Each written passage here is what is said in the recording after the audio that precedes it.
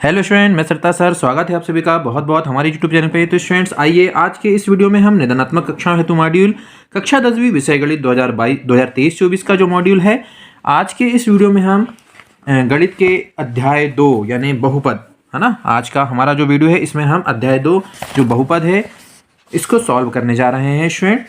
अब हम वीडियो शुरू करें। वीडियो शुरू करने से पहले एक रिक्वेस्ट है कि यदि आप हमारे चैनल पर पहली बार विजिट कर रहे हैं तो चैनल को सब्सक्राइब जरूर करें और बेल आइकन दबाएं ताकि आसानी से हमारे वीडियो आप तक पहुंच सकें और आप बहुत अच्छे से मैथमेटिक्स को सीख सकें। चलिए शुरू करते हैं। तो स्टूडेंट, जैसा कि बहुपद ये हमारे पास है, तो इस मॉड्यूल में सबसे पहले आज के इस वीडियो में हम अभ्यास प्रश्नावली, जितनी अभ्यास प्रश्नावली हमको दी गई है इसके हम सही विकल्प यानी हमको जो एक एक अंक वाले क्वेश्चन दिए गए हैं अभ्यास प्रश्नावली में प्रश्न क्रमांक 1 से लेकर प्रश्न क्रमांक 5 तक, पहले आज के इस वीडियो में हम इसको सॉल्व कराने वाले हैं। चलिए स्टूडेंट शुरू करते हैं। तो स्टूडेंट यहाँ पर पहला क्वेश्चन है हमारे पास, सही विकल्प चुनकर लिखिए। यदि द्विघात बहुपद ax² + bx + c इस सी के शून्यक अल्फा और बीटा है तो अल्फा इंटू बीटा होगा। तो स्टूडेंट हमने इसके फॉर्मूले पढ़े थे, अल्फा इंटू बीटा और अल्फा प्लस बीटा का। तो अल्फा इंटू बीटा क्या होता है C/A। कहाँ पर दिखाई दे रहा है हमको? A में। तो इसीलिए इसका सही आंसर हो जाएगा A।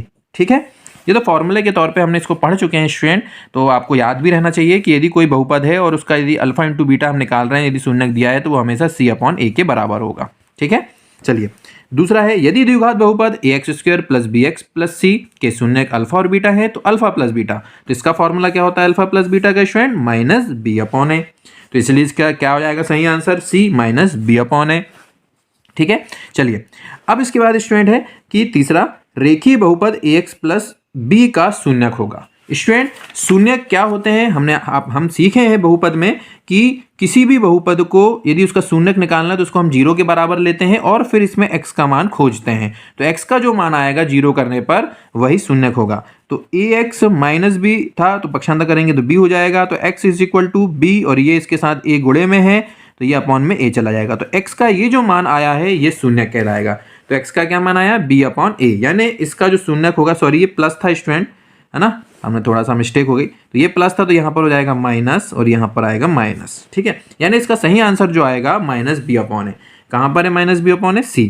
तो इसका यही सही आंसर क्या हो जाएगा? C -b/a। ठीक है, चलिए आगे बढ़ते हैं।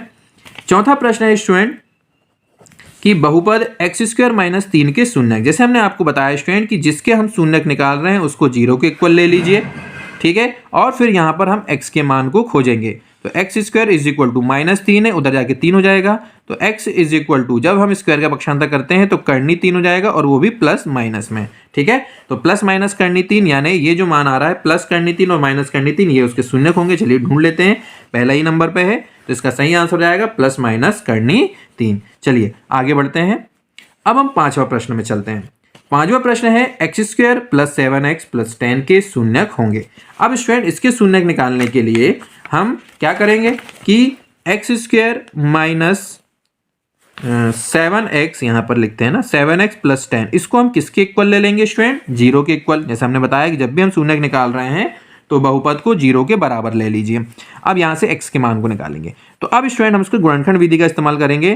तो यहाँ पर 10 है तीसरे पद में और यहाँ पर इसका गुणांक 1 है, तो 10 1 कम क्या हो गया? 10। अब हम दो ऐसी संख्या का चयन करेंगे कि हमको गुणा करने पर 10 मिले और जोड़ने पर क्या मिले? 7। तो हम यहाँ ले लेंगे 5 दूनी 10। तो 5 और 2 को जोड़ेंगे तो 7।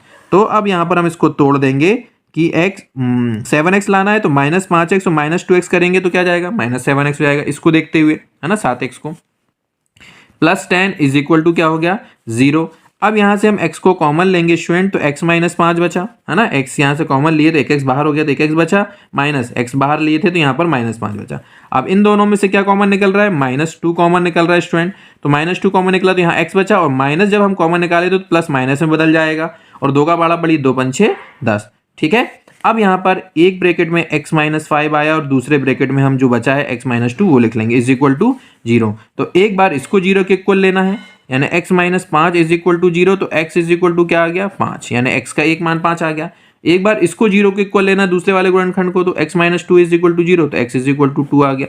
यानी हमको x के जो दो मान मिले यही आप क्या कहलाएंगे? शून्यक कहलाएंगे स्टूडेंट। तो चलिए देख लेते हैं 5 और 2 कहाँ पर दिखाई दे रहा है? ए नंबर पे दिखाई दे रहा है। तो 5 और 2 जो है वो इसके क्या कहलाएंगे? शून्यक कहलाएंगे। ठीक है, कोई दिक्कत स्टूडेंट? थोड़ा सा मिस्टेक फिर इसमें हो गई कि यहाँ पर प्लस था तो यहाँ प्लस लेना पड़ेगा, और प्लस है तो यहाँ भी प्लस होगा, यहाँ भी प्लस होगा, और इसके कारण यहाँ प्लस हो जाएगा, और यहाँ +2 कॉमन लेना पड़ेगा, यहाँ भी प्लस हो जाएगा, यहाँ भी प्लस हो जाएगा, यहाँ भी प्लस हो जाएगा, यहाँ भी प्लस हो जाएगा तो ये -5 हो जाएगा, और यहाँ भी प्लस हो जाएगा तो ये -2 हो जाएगा। यानी हमारे पास जो शून्य आएंगे वो -2 और -5 आएंगे।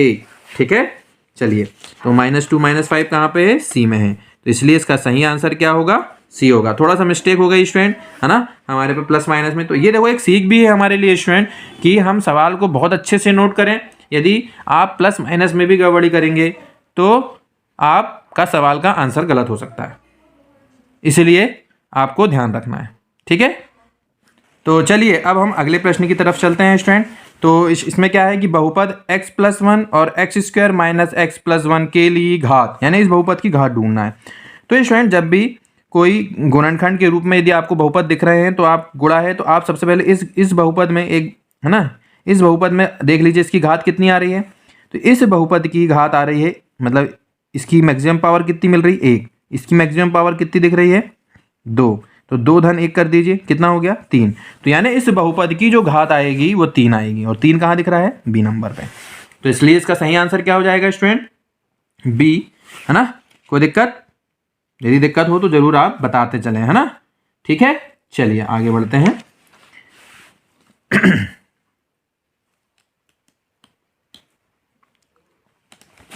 अब अगला प्रश्न हमारे पास है, क्वेश्चन नंबर 7 है, यदि द्विघात बहुपद के शून्यक -3 तथा 4 हो तो द्विघात बहुपद होगा। तो द्विघात बहुपद का एक फॉर्मूला होता है स्टूडेंट की x² माइनस दोनों शून्यकों का योग, यानी alpha plus beta into x plus alpha into beta, यानी कि फॉर्मूला होता है। तो दोनों शून्यक यहाँ पर जो है इनका योग करके यहाँ रख दीजिए, तो ये हो गया x², इनका योग मतलब जोड़ दो, 4 - 3 को जोड़ेंगे तो 4 में से 3 गया, 1 आ गया, तो 1x हो गया। धन इन दोनों का गुणा करेंगे, 4 तिया 12, और ये माइनस और ये प्लस में तो -12 आएगा, है ना। तो यहाँ पर -12, तो x² - x -12, तो ये कहाँ पर दिखाई दे रहा है स्टूडेंट हमको? ये दिख रहा है हमको ऑप्शन नंबर ए में, इसलिए इसका ऑप्शन नंबर ए बिल्कुल सही होगा। ठीक है, चलिए अब आगे बढ़ते हैं। किसी बहुपद के कुल शून्यक उस बहुपद के आरेख के निम्नलिखित पर प्रतिच्छेदन के कुल बिंदुओं की संख्या के बराबर होता है। तो स्टूडेंट ये एक्स अक्ष पर जितने प्रतिच्छेद बिंदु होते हैं उनके बराबर होता है ना। तो ये आपको याद भी रखना है, और ये इसका आंसर ए नंबर का सही होगा। चलिए अब आगे बढ़ते हैं क्वेश्चन नंबर 9 की तरफ। अब स्टूडेंट क्वेश्चन नंबर 9 क्या कहता है कि बहुपद 6x² + 13x + 7 की घात होगी। तो स्टूडेंट किसी भी बहुपद की घात जो होती है उस बहुपद में हमको चर की अधिकतम घात देखना है। तो यहाँ पर चर की अधिकतम घात कितनी दिखाई दे रही है स्टूडेंट? 2। यहाँ पर x की घात कितनी है? 2, और यहाँ x की घात 1 है, तो हमको बड़ी घात देखना है। तो बड़ी घात कितनी दिखाई दे रही है? 2। तो इसीलिए इस बहुपद की घात कितनी होगी? 2। तो इसलिए ऑप्शन नंबर सी इसका क्या होगा? सही होगा। चलिए इसके बाद है कि बहुपद x² + 10x + 24 के शून्यकों का गुणनफल। तो स्टूडेंट शून्यकों का जो गुणनफल होता है वो हमेशा इस बहुपद में जो आखिरी में अचर लिखा है, अचर बटे x² का गुणांक, तो अचर कितना है? 24, और बटे में x² का गुणांक कितना है? 1, तो 24 बटे 1 हो जाएगा, और 24 बटे 1 का मतलब होता है 24, तो इसलिए इसका सही आंसर क्या होगा? 24। ठीक है, चलिए अब अगला क्या है हमारे पास कि निम्नलिखित बहुपद x² - 4x + 1 के शून्यकों का योग। तो शून्यकों का योग यानी अल्फा प्लस बीटा बराबर होता है -b/a। अब -b/a मतलब b क्या होता है? x का गुणांक होता है, a क्या होता है? x² का गुणांक होता है, और c क्या होता है? अचर, जो कि यहाँ पर हमने लगाए थे। तो यहाँ पर x का गुणांक कितना दिख रहा है? -4, तो माइनस, और यहाँ पर -4 रखेंगे हम, तो माइनस माइनस कितना हो जाएगा स्टूडेंट? वो +4 हो जाएगा, अपॉन x² का गुणांक कितना है? 1, 4 बटे 1 हो गया बराबर 4, यानी इसका सही आंसर क्या आएगा? 4, जो कि ऑप्शन नंबर कहाँ दिखाई दे रहा है हमको? 1 में दिखाई दे रहा है। चलिए आगे बढ़ते हैं। निम्नलिखित में से कौन सा बहुपद नहीं है? अब स्टूडेंट देखो बहुपद पहचान क्या होती है कि कोई भी बहुपद मतलब कोई भी परिमेय व्यंजक बहुपद कब कहलाता है? जब कोई भी चर में उसकी जो घात होती है, तो घात क्या होनी चाहिए? पूर्ण संख्या होनी चाहिए, यानी घात में हमेशा क्या रहना चाहिए? पूर्ण संख्या, तभी ये बहुपद कहलाएगा। यानी कोई भी परिमेय व्यंजक बहुपद तब कहलाता है जब उसमें चर की जो घात होती है वो पूर्ण संख्या होना चाहिए, है ना। और पूर्ण संख्या क्या होती है स्टूडेंट? 0, 1, 2, 3, 4 डैश डैश डैश, समझ गए। चलिए अब ढूंढते हैं अपन। यहाँ पर हम चर की घात कितनी दिख रही है हमको? यहाँ पर हमको चर की घात 1 दिख रही है जो पूर्ण संख्या है। यहाँ पर चर की घात कितनी दिख रही है, 2 दिख रही है और 1 दिख रही है, तो ये दोनों पूर्ण संख्या है, मतलब ये भी बहुपद होगा।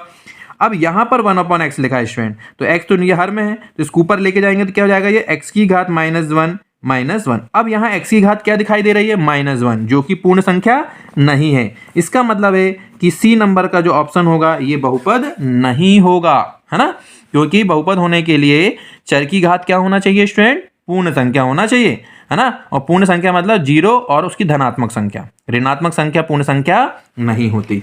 चलिए आगे बढ़ते हैं। अब हमारे पास प्रश्न क्रमांक 2 है स्टूडेंट। प्रश्न क्रमांक 2 है रिक्त स्थान की पूर्ति कीजिए। चलिए करते हैं। रेखीय बहुपद ax प्लस बी का शून्यक, हमने ये अपन ने ऑब्जेक्टिव में निकाले थे, कितना आता है स्टूडेंट, ये b/a निकाले थे, याद आया। और हम चलो दिखा भी देते हैं, ये देखिए हमने ये निकाले, देखो ax plus b is equal to 0, तो यहाँ से x का मान क्या आया था, -b/a, है ना। तो इसका जो शून्यक होगा वो -b/a होगा, तो हमने यहाँ भर दिए।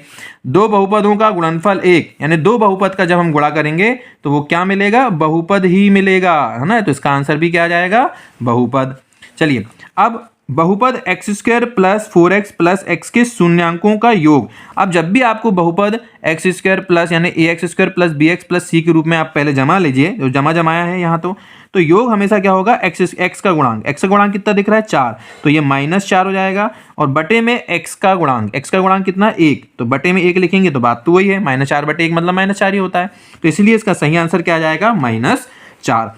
बहुपद अगला है बहुपद x² प्लस 4x प्लस 8 के शून्यकों का गुणनफल। तो शून्य का गुणनफल क्या होता है स्टूडेंट, इस बहुपद में जो अचर है वो अचर ले लीजिए और बटे में x² का गुणांक, तो x² का गुणांक यहाँ भी कितना है, 1, तो बटे में 1 लिखना, कोई जरूरत नहीं है, जरूरी नहीं है ना। तो इसलिए इसका गुणनफल क्या आ जाएगा, 8 आ जाएगा।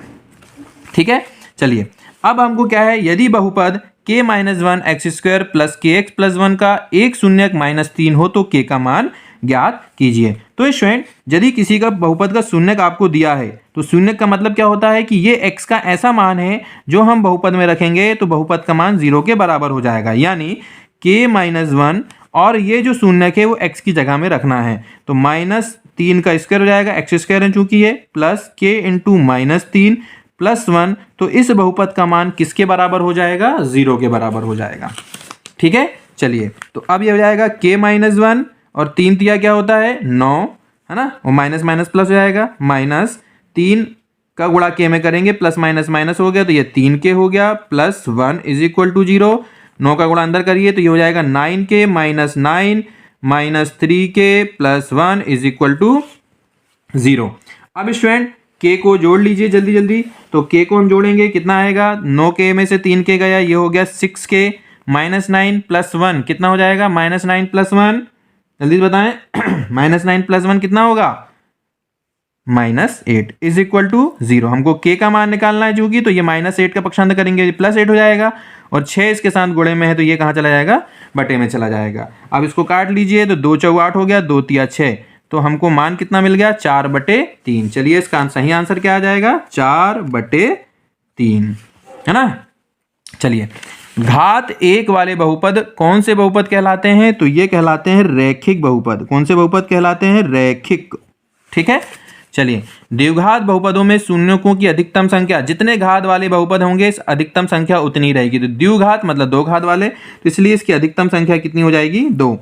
बहुपद में घात बताइए, तो चर की उच्चतम घात देखिए स्टूडेंट, यहाँ पर जो है करनी 3 है ना, ये y के साथ नहीं है, यहीं तक है करनी, तो ये करनी 3y है, यहाँ y की घात 1 है, यहाँ y की घात 2 है, यहाँ y की घात 3 है। तो इस बहुपद में y की अधिकतम घात कितनी दिखाई दे रही है हमको, 3, तो इसीलिए इस बहुपद की घात कितनी हो जाएगी, 3। चलिए अब अल्फा और बीटा बहुपद के शून्यक हैं, तो अल्फा प्लस बीटा मतलब शून्यकों का योग। शून्यकों का योग हमने बताया था स्टूडेंट कि x का गुणांक के सामने, मतलब जो भी x का गुणांक होगा वो ले लेना है और उसमें माइनस लगा देना है, बटे x² का गुणांक कितना दिख रहा है, 2, तो यही इसका क्या हो जाएगा आंसर। तो अल्फा प्लस बीटा का मान क्या हो जाएगा, -5/2। चलिए आगे बढ़ते हैं अब स्टूडेंट, प्रश्न क्रमांक 3 है हमारे पास, सत्य असत्य बताइए। चलिए अब देखते हैं, बीजीय व्यंजक x² - 2 करनी x प्लस 7 बहुपद नहीं है। तो स्टूडेंट देखिए यहाँ x की घात 2 है, यहाँ x की घात क्या है, करनी का मतलब होता है 1/2, और हमने बताया था कि कोई भी बीजीय व्यंजक x की घात जो है उसकी पूर्ण संख्या होना चाहिए, यानी 0 1 2 3 होना चाहिए, बटे वाली काम नहीं चलेगा, ऋण वाली काम नहीं चलेगा। तो यहाँ पर तो बटे वाली संख्या आ गई, इसलिए बहुपद नहीं होगा, और वही बोला है इसका मतलब है कि ये क्या होगा, सत्य होगा। शून्य बहुपद की घात शून्य होती है। तो अब शून्य बहुपद की घात शून्य होती है, ये बात क्या सही है? तो ये बात बिल्कुल गलत है ना। शून्य बहुपद की घात शून्य होती है। चलिए, शून्य बहुपद की घात अपरिभाषित है, तो ये बात बिल्कुल सही है ना, क्योंकि शून्य बहुपद की घात परिभाषित नहीं थी तो अपरिभाषित है, शून्य होती नहीं कह सकते हम उसको, है ना। यदि हमको पता होता तो हम कह सकते थे कि ठीक है, लेकिन वो परिभाषित ही नहीं है, इसलिए ये वाला तीसरा वाला सत्य होगा और ये क्या हो जाएगा? असत्य। ये याद रखना स्टूडेंट, ये कई बार एग्जाम में पूछा जाता है और यहाँ बच्चे थोड़ा कंफ्यूज होते हैं, है ना। तो आपको याद रखना कि शून्य बहुपद की घात शून्य है क्या, तो ऐसे ये बात आ जाएगी असत्य, है ना, क्योंकि शून्य बहुपद की जो घात होती है वो कैसी है? अपरिभाषित, ये अभी तक परिभाषित नहीं हुई है। चलिए, n घात वाले बहुपद में अधिकतम n शून्यक हो सकते हैं, बिल्कुल सही बात। मैंने अभी बताया था आपको स्टूडेंट कि जितने घात वाले बहुपद होंगे अधिकतम शून्यक उतने ही होंगे, तो ये बात बिल्कुल कैसी हो गई? सत्य हो गई, है ना, कोई दिक्कत? चलिए, अब पांचवा देखते हैं। द्विघात बहुपद में अधिक से अधिक 2 शून्यक हो सकते हैं। तो कितने घात बहुपद है? द्विघात, तो 2 शून्यक, बिल्कुल सही बात है, ये भी बिल्कुल सही है, तो ये भी सत्य हो जाएगा। यदि अल्फा और बीटा बहुपद ax² plus bx plus c के शून्यक हैं तो अल्फा प्लस बीटा जो है वो माइनस b/a होता है, और यहाँ क्या बोल रहा है वो? b/a, तो ये तो गलत बात हो गई, माइनस लगना था यहाँ पर। यदि यहाँ माइनस b/a लिखा रहता तो सही बात थी, लेकिन ये तो b/a अकेला बोल रहा है, तो इसलिए ये बात कैसी हो जाएगी? असत्य हो जाएगी, है ना। ठीक है, चलिए, तो ये हो गया छठवां भी। अब आगे बढ़ते हैं। सातवां है, त्रिघात बहुपद की अधिकतम घात 2 होती है। तो यहाँ कितने घात बहुपद है? त्रि मतलब 3, और अधिकतम घात कितनी बोल रहा है? ये 2, ये तो मैच नहीं खा रही है, 3 घात है तो 3 ही रहना चाहिए, मतलब ये बात कैसी हो गई? असत्य हो गई। ठीक है, चलिए, अब सही जोड़ी का मिलान कर लेते हैं स्टूडेंट कि एक द्विघात बहुपद हमारे पास है ax² plus bx plus c के शून्यकों का योग। शून्यकों का योग क्या होता है? Minus b/a। कहाँ दिखाई दे रहा है? तीसरे नंबर पे, यानी इसका सही आंसर हो जाएगा माइनस b/a। ठीक है, बहुपद x² प्लस 6x प्लस 9 के गुणनखंड हैं। तो गुणनखंड तो यहाँ पर देखो, यदि हम थोड़ा सा दिमाग लगाएं तो गुणनखंड तो कहीं नहीं दिख रहे हैं, गुणनखंड केवल ये ऑप्शन में दिख रहा है, तो इसलिए इसको सॉल्व करने की जरूरत नहीं है। इसका सीधे सीधे आंसर हमको देखो मिल गया, नकल चोर ली हमने, है ना, बिल्कुल बिना सॉल्व किए आंसर ढूंढ लिए, है ना। तो कभी कभी हम बिना सॉल्व किए भी आंसर ढूंढ लेते हैं, थोड़ा सा दिमाग लगाते हैं तो, है ना। यदि हम इसके गुणनखंड निकालेंगे तो यही आने वाला है, चिंता ना करें आप। चलिए, त्रिघात बहुपद है। त्रिघात बहुपद मतलब ऐसा बहुपद जिसमें अधिकतम घात 3 दिख रही है, तो यहाँ पर 1 है ना, और कहीं दिख रहा है कि ये देखो, यहाँ पर बहुपद में चर की अधिकतम घात कितनी दिख रही है? 3, तो ये त्रिघात बहुपद है, बिल्कुल सही आंसर ये हो गया हमारा दूसरा नंबर का। रैखिक बहुपद, रैखिक बहुपद किसको बोलते हैं? जिसमें चर की अधिकतम घात 1 होती है, जो कहाँ दिख रहा है हमको? पहले नंबर पे। तो रैखिक बहुपद कौन सा हो गया? पहले नंबर वाला हो गया। द्विघात बहुपद में शून्यकों का गुणनफल, तो शून्यकों का गुणनफल क्या होता है? c/a, जो सामने ही बिल्कुल उसके जस्ट, तो ये इसका सीधे सीधे सही हो गया, और यही क्या हो गया हमारे पास? सही जोड़ी का आंसर हो गया। चलिए, अब हम प्रश्न क्रमांक 5 है, एक शब्द या वाक्य में उत्तर दीजिए। रैखिक बहुपद की घात होती है, तो इसका आंसर हम लिखेंगे 1, है ना। रैखिक बहुपद की घात कितनी होती है? 1। द्विघात बहुपद की घात कितनी होती है? 2, है ना। जितने घात बोल रहा है उतनी ही घात होती है, सीधी सी बात है ना। त्रिघात बहुपद की घात कितनी होती है? तो हम बोलेंगे भैया 3 होती है, बहुत अच्छी बात है, ये तो यही नकल मिल जाती है हमको। किसी बहुपद px के लिए y बराबर px का ग्राफ नीचे दिया गया है, तो px में शून्यकों की संख्या। तो स्टूडेंट, जब भी हमको px में शून्यकों की संख्या ग्राफ के माध्यम से निकालना है, तो हम ये देखें कि वो ग्राफ x अक्ष में कितने बिंदु पर प्रतिच्छेद कर रहा है। तो ये ग्राफ जो है वो x अक्ष में 1 और 2 बिंदु में प्रतिच्छेद कर रहा है, इसलिए इसमें शून्यकों की जो संख्या होगी वो कितनी होगी? शून्यकों की संख्या जितनी बिंदु पर प्रतिच्छेद करे, 2 में किया है, इसलिए शून्यकों की संख्या कितनी आ जाएगी? 2, और यही इसका क्या कहलाएगा? आंसर कहलाएगा। तो स्टूडेंट्स, उम्मीद करते हैं कि अध्याय 2 बहुपद के जो प्रश्न क्रमांक 1 से लेकर प्रश्न क्रमांक 5 तक के जितने भी 1 अंक वाले प्रश्न जो एग्जाम में आते हैं, उसका हमने सॉल्यूशन आपको इस वीडियो में सॉल्व कराया है। उम्मीद करते हैं कि आपको ये इस वीडियो के माध्यम से ये सारे क्वेश्चन सब बन जाएंगे और आपको समझ में भी आया होगा। यदि आपको वीडियो अच्छा लगा हो तो वीडियो को लाइक कीजिए, चैनल को सब्सक्राइब कीजिए और दोस्तों के साथ शेयर कीजिए। फिर अगले वीडियो में मिलेंगे इसके आगे के क्वेश्चन के साथ, तब तक के लिए धन्यवाद।